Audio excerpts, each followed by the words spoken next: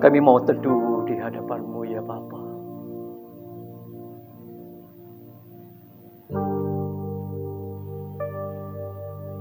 Bila kiranya irama jiwa kami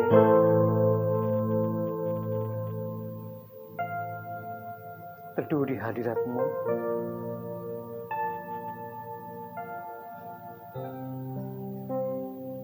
kami mau mendengar Bapa berbicara kepada kami.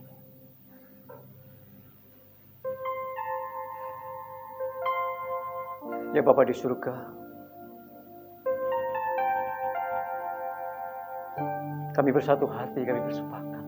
Kami membutuhkan firman yang dari Bapa saat ini.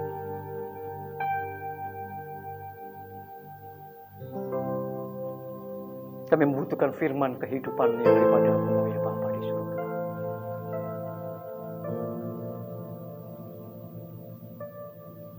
Di tengah berbagai situasi, keadaan, dunia yang kami hadapi, hanya firman-Mu yang memberikan kami kekuatan. Bahkan firman-Mu yang memberi kami hidup. Karena itu ya Bapa, kiranya Bapa berbicara di tengah-tengah kami saat ini. Kau mengurapi kami semuanya dengan Roh Kudus-Mu ya Bapa. Dan kiranya Bapa berkenan menaruh perkataan Bapa dalam lidah mulut anak-Mu ini. Agar apapun yang aku ucapkan ya Bapa, sungguh-sungguh firman yang dari Engkau. Firman yang memberi kehidupan kepada kami semua. Kami siap mendengar firman-Mu di dalam nama Tuhan Yesus Kristus. Amin. Amin. Silakan duduk Bapak Ibu Saudara.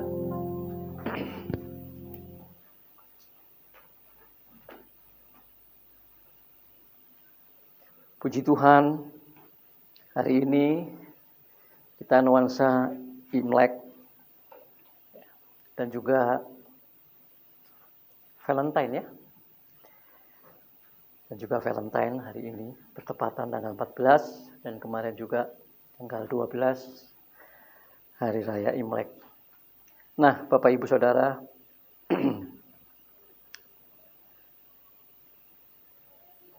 tema pemberitaan firman Tuhan pagi hari ini adalah keberhasilan umat pilihan. Keberhasilan umat pilihan. Maaf kalau suara saya agak sedikit kurang renyah karena hampir seminggu ini dari Selasa, bahkan mungkin dari Senin juga ya. Bukan batuk pilek, tapi mahnya lagi kumat. Jadi hampir selama 1 minggu. Oke. Nah, Bapak Ibu Saudara, kita akan belajar dalam satu tema yaitu keberhasilan umat pilihan. Keberhasilan umat pilihan. Dan ini terambil dari 1 Petrus 2 ayatnya yang ke-9. Mungkin bisa ditampilkan di layar ya. 1 Petrus 2 ayatnya yang ke-9.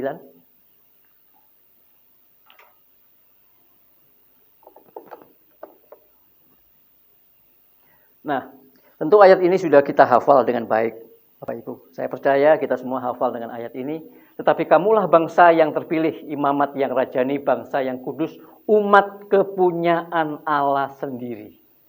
Supaya kamu memberitakan perbuatan-perbuatan yang besar dari Dia yang telah memanggil kamu keluar dari kegelapan kepada terangnya yang ajaib. Umat kepunyaan Allah sendiri. Saya nggak tahu ya, Bapak Ibu. Sudah berapa lama orang Kristen ya, umat Tuhan membaca ayat ini berulang-ulang kali, bertahun-tahun, berpuluh-puluh tahun. Ya. Tapi rasanya tidak memiliki pemahaman yang lengkap. Pemahaman yang benar seperti yang Allah maksudkan. Ya Bapak Ibu. Saya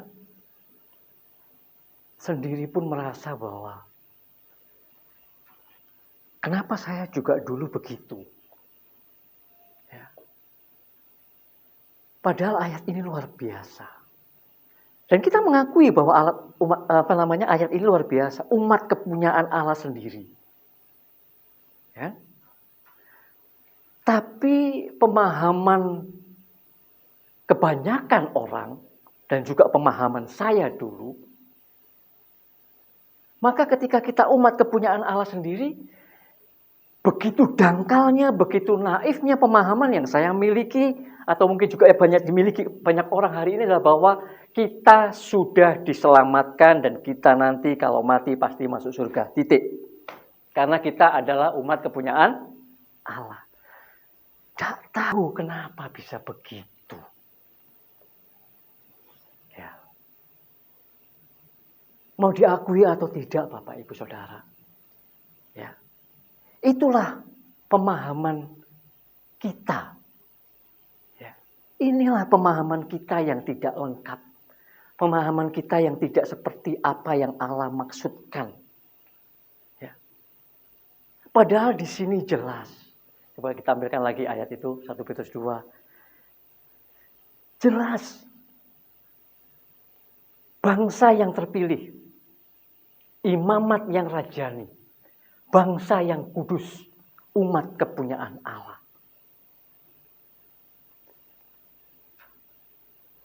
Bukan cuma semata-mata berbicara bahwa kita sudah jadi Kristen, kita pasti selamat masuk surga nanti.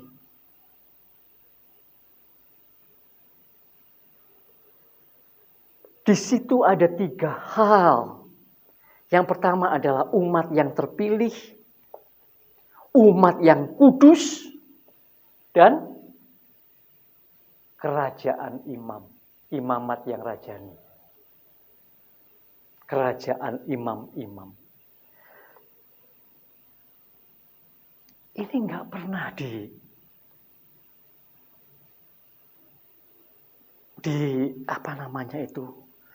dibedah dengan lebih detail. Ya. Kita terlalu dinabobokkan dengan sudahlah pokoknya jadi Kristen sudah selamat. Percaya Yesus selamat. Ya. Dan itu sudah berpuluh-puluh tahun bahkan beratus-ratus tahun lamanya. Karena itu Bapak Ibu Saudara, kita mau semakin hari di dalam persiapan kita menuju kepada kekekalan. Kita harus benar-benar semakin presisi memahami kebenaran-kebenaran firman Tuhan. Ya. Nah, kalau pagi hari ini kita membahas 1 Petrus 2 ayat 9 ini. Maka kalau kita baca di dalam ayatnya yang ke-10, ini kita semestinya semakin menjadi jelas bagi kita bahwa kita ini sebenarnya bukan siapa-siapa. 1 Petrus 2 ayatnya yang ke-10. Hanya karena Israel menolak Yesus, bahkan menyalibkan dia, maka kita beroleh kasih karunia. Kamu yang dahulu bukan umat Allah, tetapi yang sekarang telah menjadi umatnya. Yang dahulu tidak dikasihani, tetapi sekarang telah beroleh belas kasihan. Seandainya bangsa Israel tidak menolak Tuhan Yesus, tidak menyalibkan dia, maka sesungguhnya bangsa inilah yang menjadi umat kepunyaan Allah. Bangsa inilah yang menjadi umat pilihan.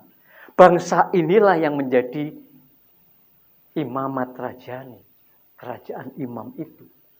Kita bisa membacanya di dalam Keluaran 19 ayat 5 dan 6, Ulangan 4:20, Ulangan 7 ayat 6, Ulangan 14 ayat 2, Yesaya 9 ayat 1, Yesaya 43 ayat 20-21. Jelas. Contohnya di dalam Keluaran 19 ayat 5 sampai 6 misalnya. Jadi sekarang jika kamu sungguh-sungguh mendengarkan firman-Ku dan berpegang pada perjanjian-Ku, maka kamu akan menjadi harta kesayangan-Ku sendiri dari antara segala bangsa, sebab Akulah yang empunya seluruh bumi. Kamu akan menjadi bagiku kerajaan imam dan bangsa yang kudus. Inilah semuanya firman yang harus kau katakan kepada orang Israel.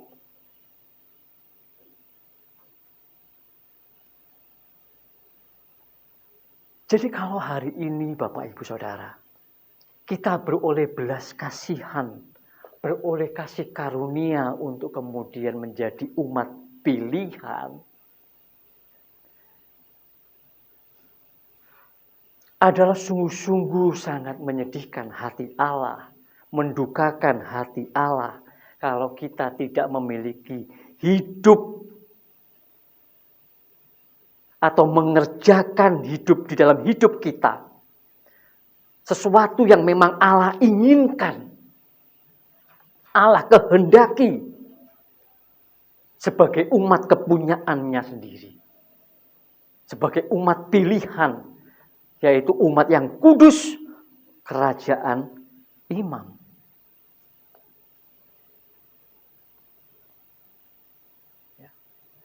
Memang Bapak Ibu Saudara, proses kita menjadi umat pilihan ini mengandung misteri juga tentunya. Ya. Tetapi kalau kita memakai analogi orang jatuh cinta yang juga mengandung misteri, mungkin juga bisa menggambarkan proses ini, Bapak Ibu. Betapa kasih Allah di dalam Yesus Kristus itu menarik kita. Dan kemudian kita jadi tertarik. Kita jadi jatuh cinta kepada Tuhan Yesus. Ada misterinya. Karena seorang ketika jatuh cinta, ada misterinya kan? Ada misterinya. Kita bisa menemukan pasangan-pasangan yang kadang-kadang kalau kita melihatnya, kok bisa ya begitu? Ada sesuatu yang misteri, tapi itulah pesona cinta. Ya. Cinta memiliki kekuatan yang untuk menarik. Cinta bisa menarik orang yang sedang mengalaminya. Tetapi kita juga tahu bahwa cinta tidak pernah menyeret, memaksa, ya kan? Demikian juga Tuhan Yesus kasih Kristus itu menarik kita dan kita jadi tertarik. Itulah yang dikatakan oleh Rasul Paulus di dalam 2 Korintus 5 ayat 14. Dikatakan di sana oleh Rasul Paulus bahwa sebab kasih Kristus menguasai kami. Nah, kasih Kristus menguasai kita. Nah, maka kasih Kristus itulah yang membuat kita menjadi umat pilihan. Nah, persoalannya setelah kita ini menjadi umat pilihannya, oleh karena kita dikuasai kasih Kristus, karena kasih Kristus menarik kita dan kita jadi tertarik juga, dan kemudian kita menjadi umat pilihan, maka Allah menghendaki kita menjadi umat yang kudus. Bukan cuma sekedar ya sudah, kamu sudah saya pilih ya sudah selesai. No, bukan begitu. Jadilah umat yang kudus. Itulah sebabnya 1 Petrus 1 ayat 16 berkata, kuduslah kamu sebab aku kudus. Mengapa demikian? Karena memang pada langkah berikutnya Allah ingin menjadikan kita semuanya ini adalah kerajaan imam bagi Allah, bagi Dia.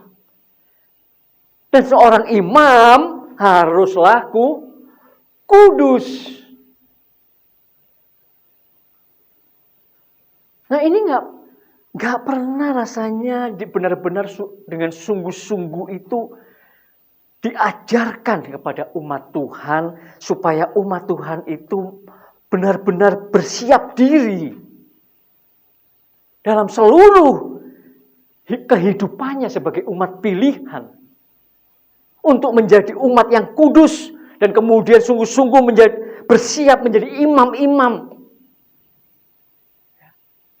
menjadi kerajaan imam bagi Allah. Sementara kita ada di bumi, kita adalah imam-imam yang menjadi saksi-saksi yang memberitakan Allah yang benar melalui perbuatan kasih dan hidup kudus itu.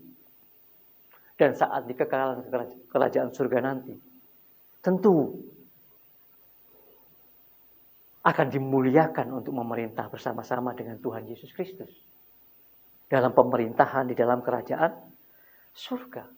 Nah, Bapak Ibu Saudara, satu hal yang penting yang kita perlu pahami pagi hari ini Apa yang dikerjakan oleh seorang imam? Apa yang dikerjakan oleh seorang imam? Kalau kita melihat kepada perjanjian lama, seorang imam harus menguduskan dirinya. Kemudian dia mempersembahkan korban. Nah, kita pun juga demikian. Pekerjaan kita sebagai umat pilihan, sebagai seorang Kristen yang benar, orang percaya yang sejati, adalah mempersembahkan korban setiap hari kepada Allah. Korban apa itu? Mungkin ada yang mengatakan, penyembahan-penyembahan kita dalam doa dan penyembahan itu menjadi korban kita di hadapan Allah. Baik. Mungkin kita juga mengatakan, aku memberikan persembahan-persembahan dalam bentuk mungkin uang. Ya, oke. Apakah ada lagi jenis persembahan yang lain?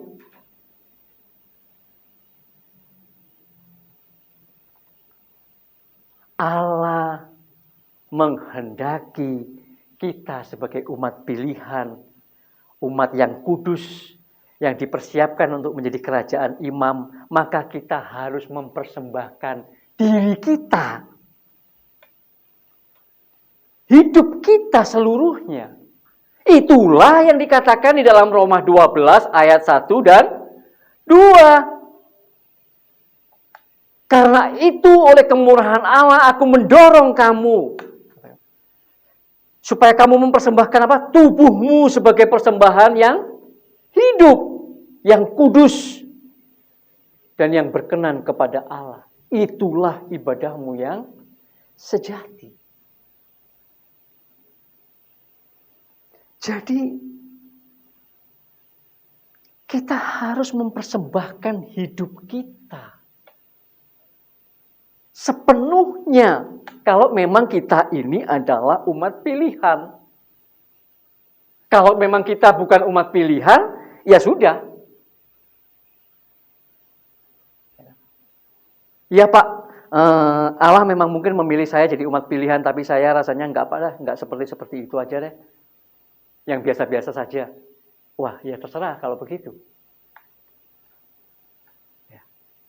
Tetapi kalau kita sungguh-sungguh memahami kasih karunia Allah, menjadikan kita sebagai umat pilihannya, sebagai umat kepunyaannya sendiri,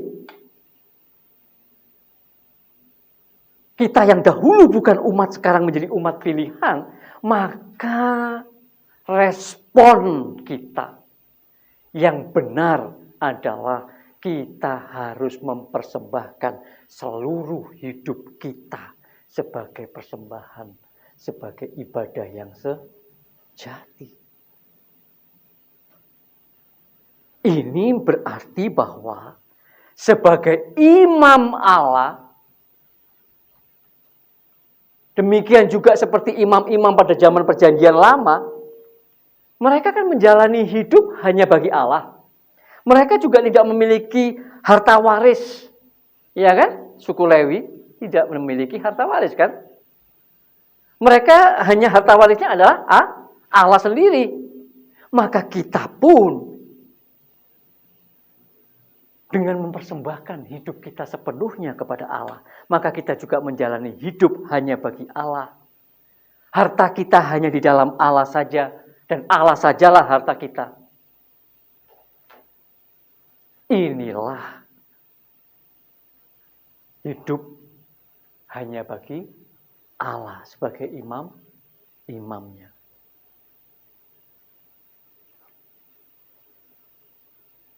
Umat yang kudus juga memiliki arti, Bapak Ibu.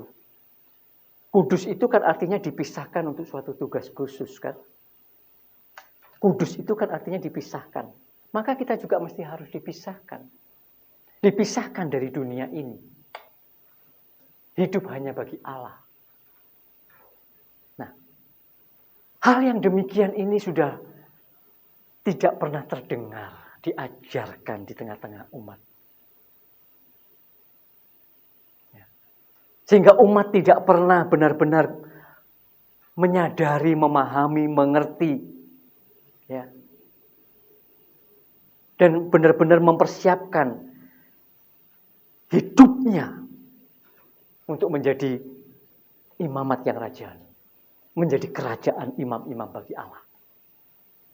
Ya. Jadi sebenarnya Bapak Ibu Saudara, kalau ya imam-imam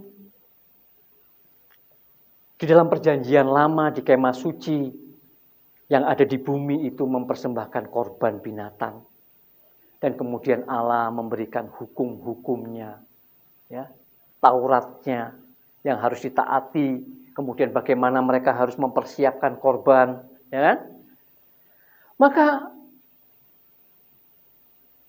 kepada imam-imam perjanjian baru yang akan menjadi imamat yang rajani ini, Allah tidak lagi memberikan hukum-hukum peraturan demikian. Allah memberikan rohnya. Allah memberikan rohnya, Roh Kudusnya.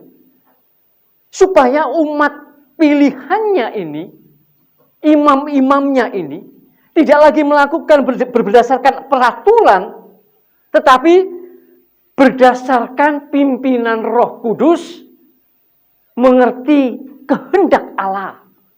Apa yang baik, apa yang berkenan, dan yang sempurna.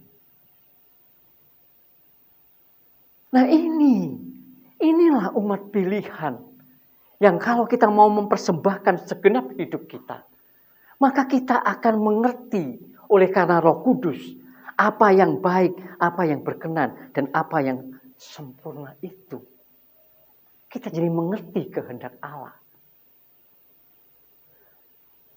Jadi Bapak Ibu Saudara, kita sudah tidak boleh lagi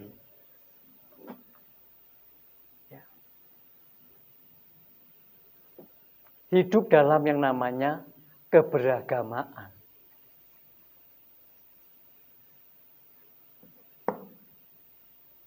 Dengan berbagai-bagai hukum-hukum dan aturan.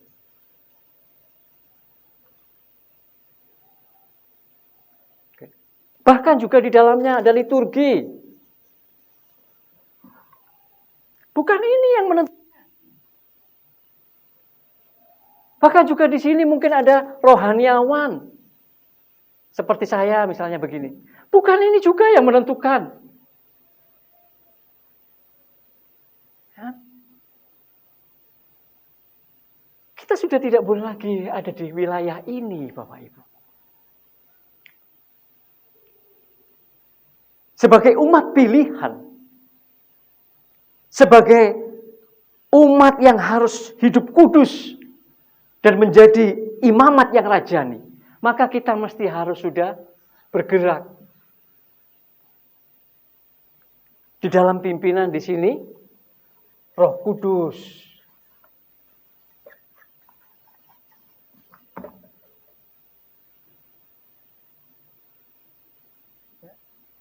Di sini sudah tidak ada lagi, ini tidak ada. Yang ada di sini kita cuma satu, harus memiliki kecerdasan roh. Untuk supaya kita mengerti kehendak Allah. Apa yang baik, yang berkenan, dan yang sempurna. Tetapi orang masih suka sekali ada di sini. Karena memang kalau di sini ini tidak dituntut untuk memberikan sepenuh hidup. Ya, memberi persembahan. Ya. Datang untuk berliturgi. Tidak dituntut untuk itu. Memang di wilayah keberagamaan ini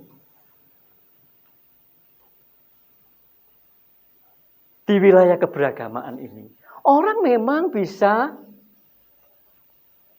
mencapai, di sini orang mungkin bisa jahat, tetapi juga bisa baik.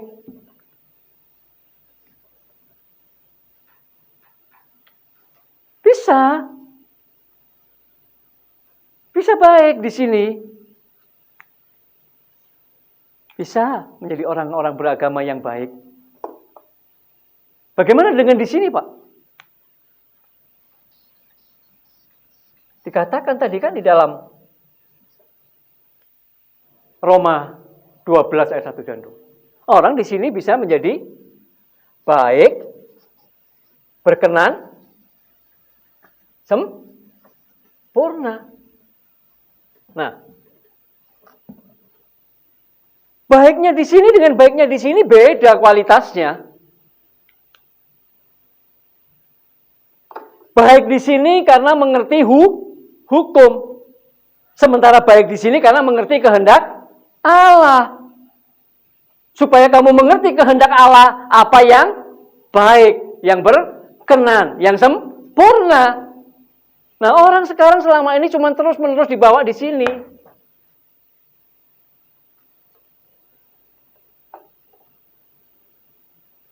Tidak pernah, hampir sedikit sekali gereja Tuhan sungguh-sungguh mengajarkan umatnya, mau membawa umatnya, ayo. Kita tidak lagi di sini deh, kita mau di sini loh.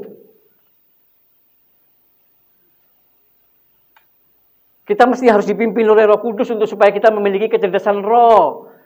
Dan kemudian kita mau mempersembahkan seluruh hidup kita. Supaya kita mengerti kehendak Allah apa yang baik, yang berkenan, dan yang sempurna.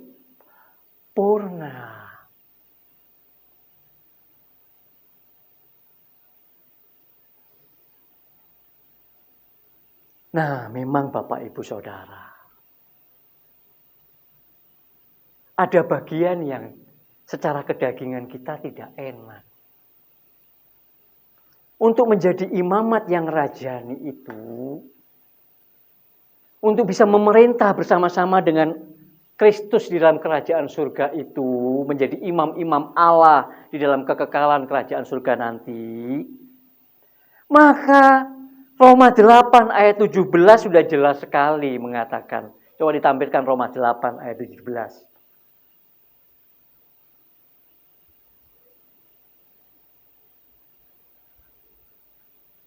Nah, supaya kita juga dipermuliakan bersama-sama dengan Dia, yaitu jika kita apa? Menderita bersama-sama dengan Dia. Ya memang ini. Kalau kita mau dipermuliakan bersama-sama dengan Kristus, maka kita juga harus mau bersedia untuk menderita bersama-sama dengan Kristus.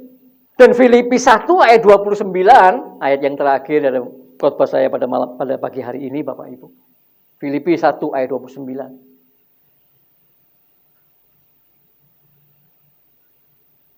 Sebab kepada kamu dikaruniakan bukan saja untuk percaya kepada Kristus, melainkan juga untuk menderita untuk Dia.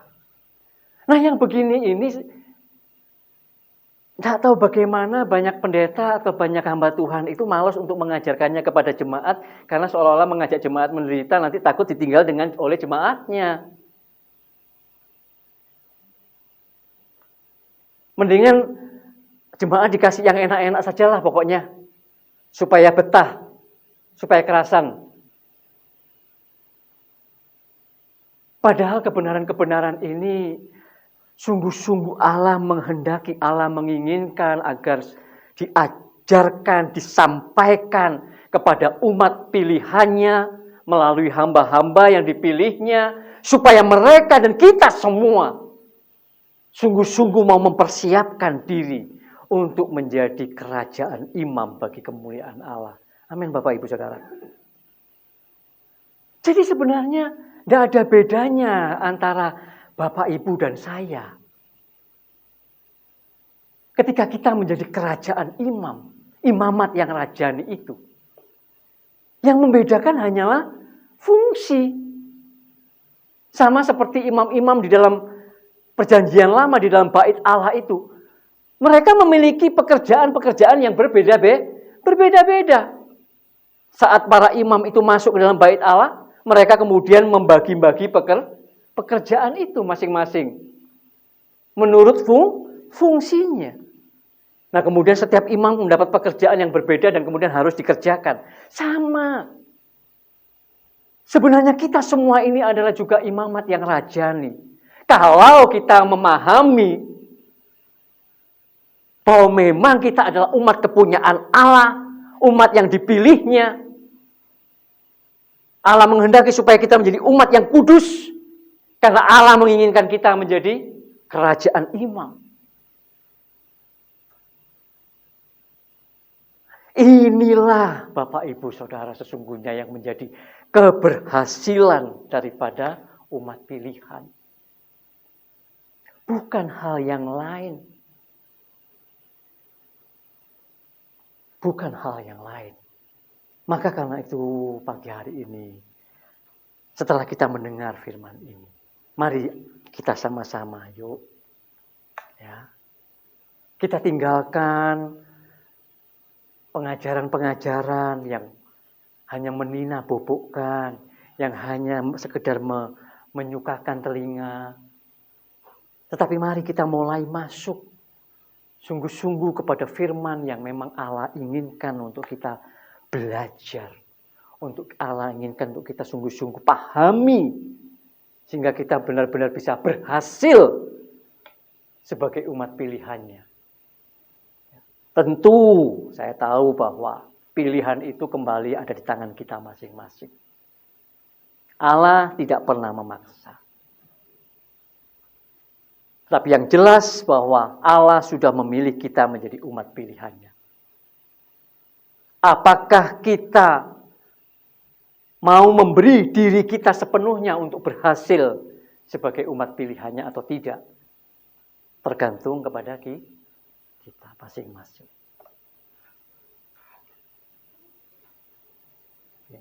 Tetapi yang jelas di sini kita mesti harus sudah tinggalkan. Janganlah hanya masuk ke dalam wilayah keberagamaan saja. Marilah kita semakin memiliki kecerdasan di dalam pimpinan Roh Kudus. Supaya kita sungguh-sungguh dalam hidup kita ini mengerti kehendak Allah. Yang baik, yang berkenan, yang sempurna. Yaitu menjadi seperti Yesus. Tidak ada yang lain. Kekristenan itu cuma satu. Menjadi seperti Kristus. Sesimpel itu. Kalau mau disimpulkan ya cuma itu saja. Menjadi Kristen, menjadi seperti Kristus. Tetapi untuk menjadi seperti Kristus, kita sungguh-sungguh harus memberi hidup kita, memberi diri kita sepenuhnya. Saya berdoa, saya berharap kita semua di tempat ini maupun sahabat-sahabat salib Kristus di rumah yang mendengarkan firman ini, kita mau tidak hanya mendengar firman ini, tapi kita sungguh-sungguh mau meresponi firman ini dengan memberi hidup kita sepenuhnya, agar kita benar-benar berhasil sebagai umat pilihan. Amin. Bapak Ibu Saudara, mari kita mau nyanyikan referen lagu itu. Ku mau sepertimu Yesus. Dan biarlah ini menjadi sebuah doa. Jadi doa kita untuk kita sungguh-sungguh mau menjadi seperti Yesus.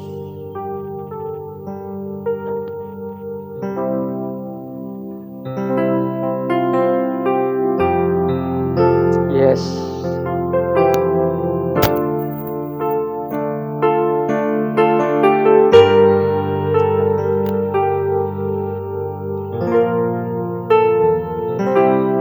Ku mau sepertimu Yesus.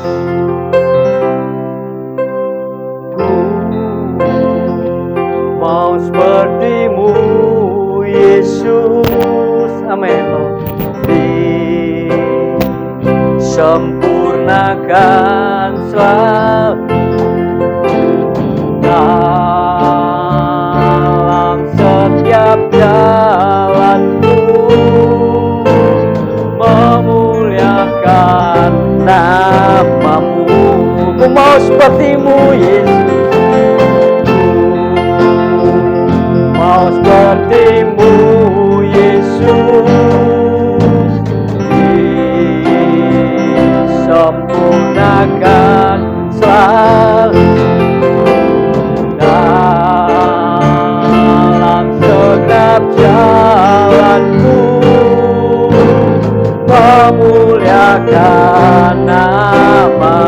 Mari kita bangkit berdiri, kita nyanyikan lagi nih lagu ini.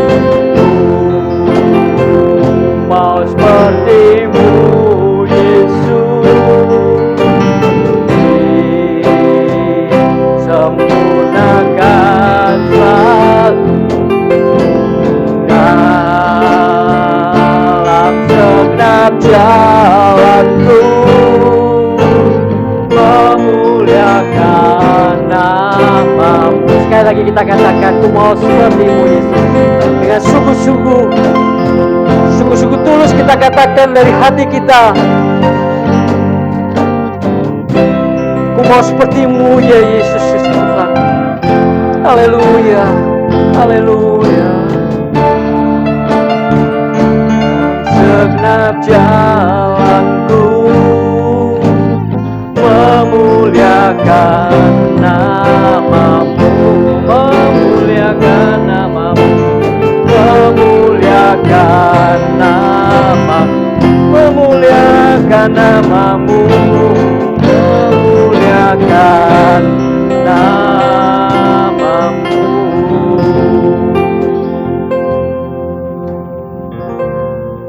Bapa di surga, kami mengucap syukur, kami berterima kasih. Kami tahu hanya karena kasih kemurahan Bapa, karena anugerah kebaikan dan kasih-Mu yang besar atas kami, sehingga kami menjadi umat pilihan. Bapa, kiranya Engkau menolong kami semuanya, agar kami tidak menyia-nyiakan kasih karunia yang Kau berikan kepada kami lewat Putra Tunggal-Mu Tuhan kami Yesus Kristus. Menjadikan kami umat pilihan. Sungguh-sungguh kami mau belajar semakin hari, semakin hidup kudus, tak bercacat, tak bercela. Kami mau mempersiapkan hidup kami sepenuhnya untuk sungguh-sungguh menjadi imam-imam, menjadi kerajaan imam bagi Engkau ya Allah.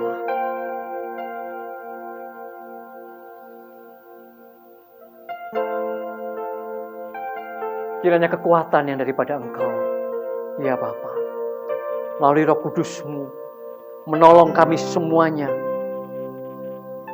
Jemaat-Mu, untuk kami sungguh-sungguh boleh berhasil menjadi umat pilihan. Kami berhasil untuk menyukakan hati-Mu, menyenangkan Engkau ya Bapa di surga. Kami sungguh-sungguh bisa mempersembahkan seluruh hidup kami hanya bagi hormat dan kemuliaan-Mu ya Bapa di surga. Saat ini kami mengangkat tangan kami Bapa. Kiranya Bapa mengurapi kami semuanya dengan pengurapan dari tempat yang maha tinggi, yang memampukan kami untuk kami boleh berhasil menjadi umat pilihan, menjadi bangsa yang kudus, menjadi kerajaan imam bagi kemuliaan Bapa. Kami mau menyukakan hati-Mu ya Bapa. Kami mau menyenangkan Engkau dengan segenap hidup kami. Terima kasih Bapa di surga. Saat ini curahkanlah kepada kami semuanya berkat yang terbaik dari surga turun atas kami semua. Berkat jasmani, berkat rohani, berkat kekal yang dari Bapa di surga, di dalam cinta kasih, di dalam Yesus Kristus Tuhan kami, dan persekutuan dengan Roh Kudus saat ini turun atas kami, dan kami terima dengan sukacita di dalam nama Tuhan Yesus Kristus. Segala puji, hormat, kemuliaan hanya bagi Bapa di surga. Haleluya. Amin. Amin. Tuhan Yesus memberkati Bapak Ibu. Selamat hari Minggu.